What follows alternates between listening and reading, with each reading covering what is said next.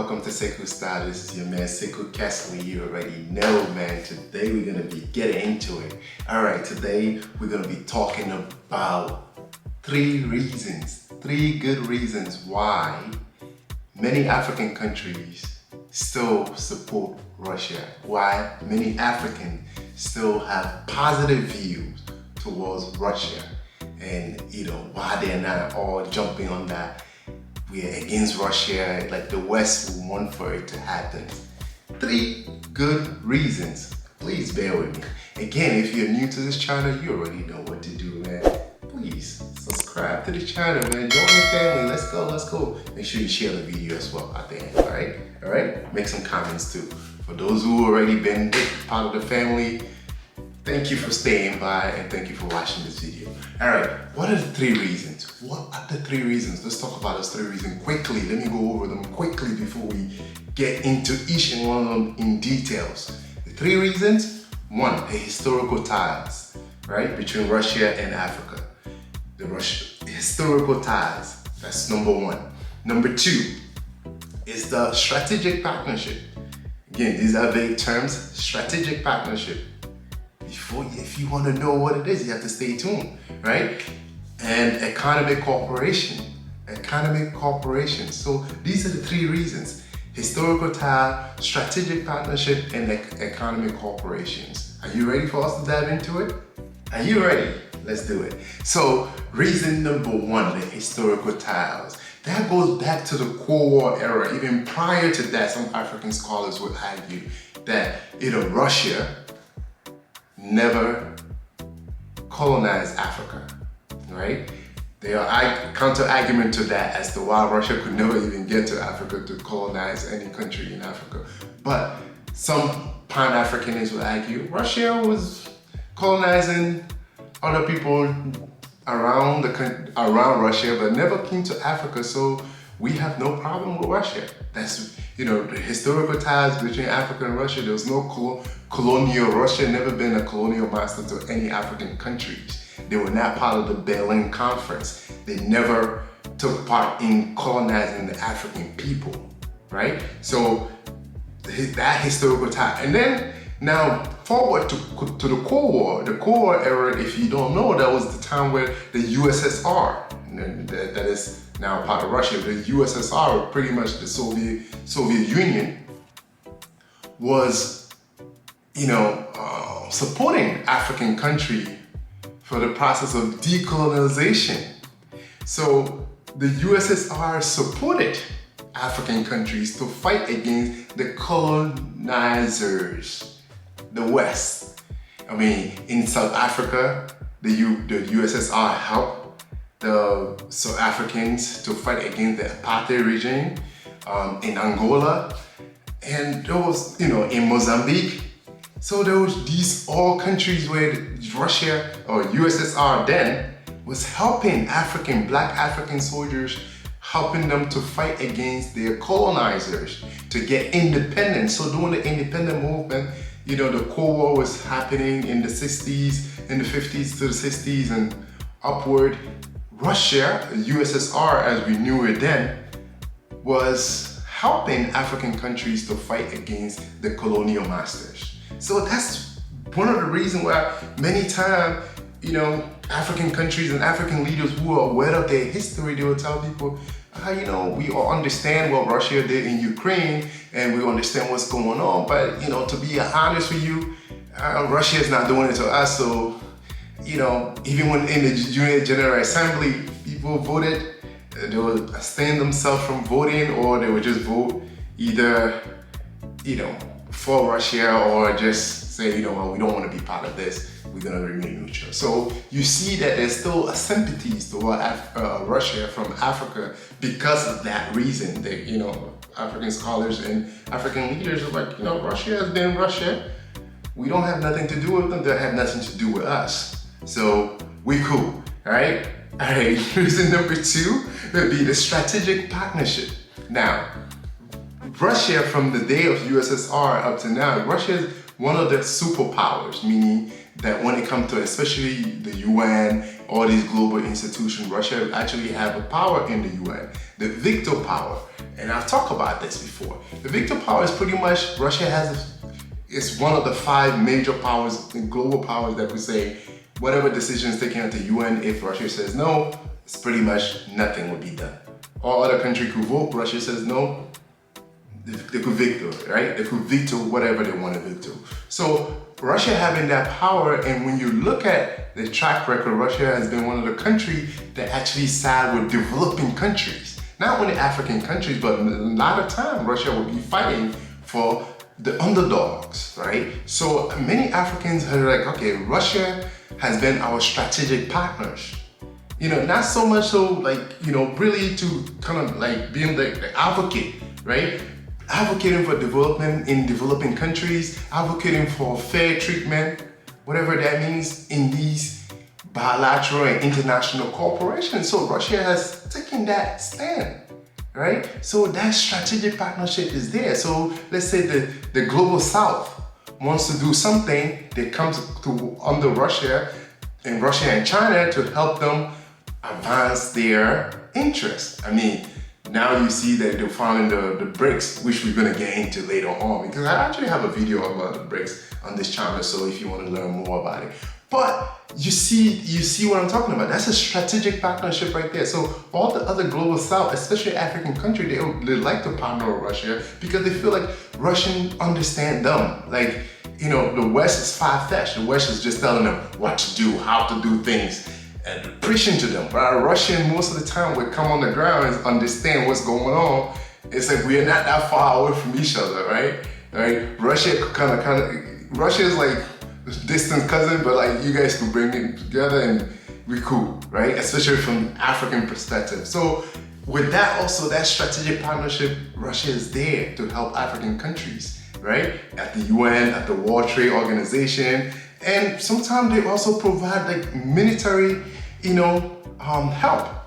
The Russian government will provide military help, military tactics, and go train the military in some of these African countries. And even now, they even send their missionary, or technically not, it's not under the Russian, but it will send the military guys to go train African countries, the military forces. They will send equipment, right? Military equipment, the AK-47, I mean, we all know, and all these things. So Russia on that front also has been really a good strategic partners to many African countries, especially developing countries. So you start saying that, this is really, it is good. And Russia has used this power to kind of counterbalance the Western influence, because the West is like preaching on the African countries, right? Telling them what to do, how to do it, when to do it. We are in democracy, although technically they themselves don't practice all what they preach. But they will be preaching to African countries, saying this is how you have to do this. If not, we're gonna cut this aid. We're gonna using their money as weapon and just confusing people. But they will be doing the opposite of what they're telling you to do. And Russia, on the other hand, is just like, hey, Africa, we could provide you with arms. We could provide you with the training. African country, you don't have to go through all what we do. If the leaders, like say, especially African leaders, love this. No accountability. Do what you gotta do. We understand. So Russia, on the other hand, had developed those relationships across the continent and has continued to foster these relationships through, again, these bilateral agreements and stuff like that. So you start saying that, yeah, people still could relate to the Russians. It's like, yeah, we love Russia, despite all what's going on, right? So last but not least, the economic cooperation.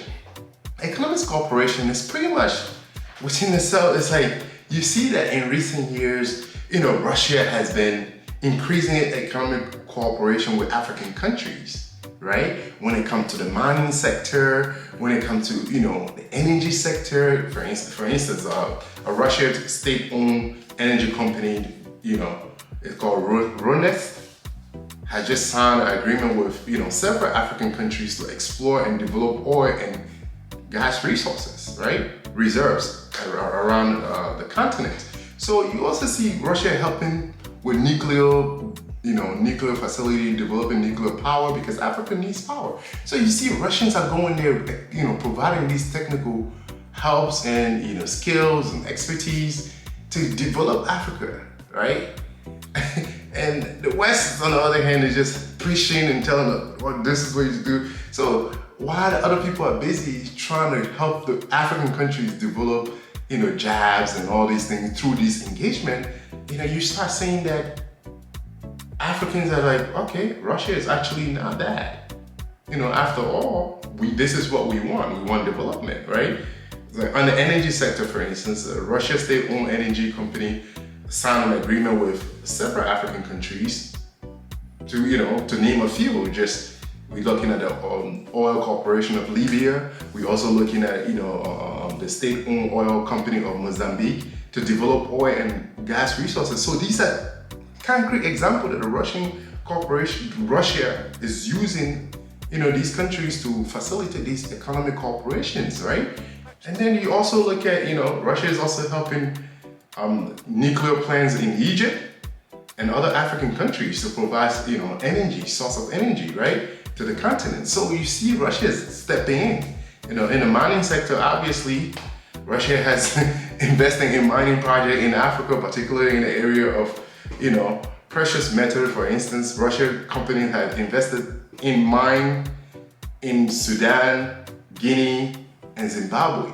These are all countries that Russia is investing in their mining sectors, right? So you start saying that Russia is actually involved in the continent, doing some things, right? You look at Algeria, for instance, Zimbabwe, South Africa, the diamond in Angola. Russia is everywhere trying to get to benefit economically with African countries. So you start saying that these are some of the reasons that, many African countries were just like, all right, we understand what happened in Ukraine, and we are against, another sovereign country attacking another sovereign country diplomatically. But anyway, you don't see them turning their back away from Russia because of these reasons. These are the three main reasons, right? Just to close it up with the icing to the cake, Russia is helping to build a $1.5 billion rail line in Tanzania. Can you imagine that? Linking Dar es Salaam, a railway that will cost $1.5 billion. These are all projects that Russia is helping around the continent and providing capacity building and other things. So when you start looking at these things, you say, but it makes sense why Russia, rather Africans, we're not just, especially these African leaders, would not just side with the West and block away Russia. And not to mention, again, some of the wheat, the food that some of these African countries eat comes from Ukraine and Russia, or Russia has allowed the food to go through, and the oil. So you start seeing reasons why Russia cannot be cut off completely, especially by the Africans. And the African leaders are thinking smartly now and saying, hey, because of our historical ties to Russia, because of the strategic partnership we have with Russia, because of the economic cooperation that we have with Russia, we cannot, in our rightful mind, ignore Russia and turn our back around. We are all in this to win. It's a win-win situation that the Africans are playing. And I'm loving it because the truth here is, we don't support war. War should be the last resort. War is never a good thing except for those who are benefiting. And if you guys really want to know more about the Ukraine war and all that stuff, make comments, because there are people who are benefiting from the war.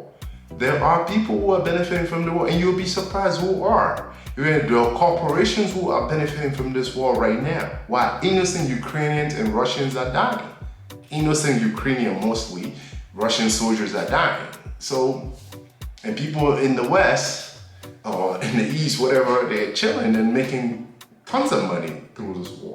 But Africans, again, these are the three reasons that I think African leaders are using, and the African populations are thinking that's why they're not cutting themselves off with Russia and the rest of the world. Thank you so much for, taking in some of my perspective on what's going on. Hey, as you all know, we're against the war in Ukraine, but It's 1 year, almost 1 year now, because the war started in February of last year. We hope it comes to an end early, soon, and everything, there will be a peace agreement. But until then, you know, this is the perspective from what African leaders are thinking. We want to know what you are thinking and what you think about what they're thinking, all right? Hit me up, make some comment. Thanks for watching. Peace and love.